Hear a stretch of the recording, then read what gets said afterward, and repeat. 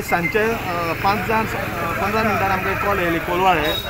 की एक व्हडलें झाड मुशीर म्हणटा थंय कोलवाळे मुशीर म्हणटा थंय एक झाड पडलें जाल्यार आमी रोखडेच आयले जाल्यार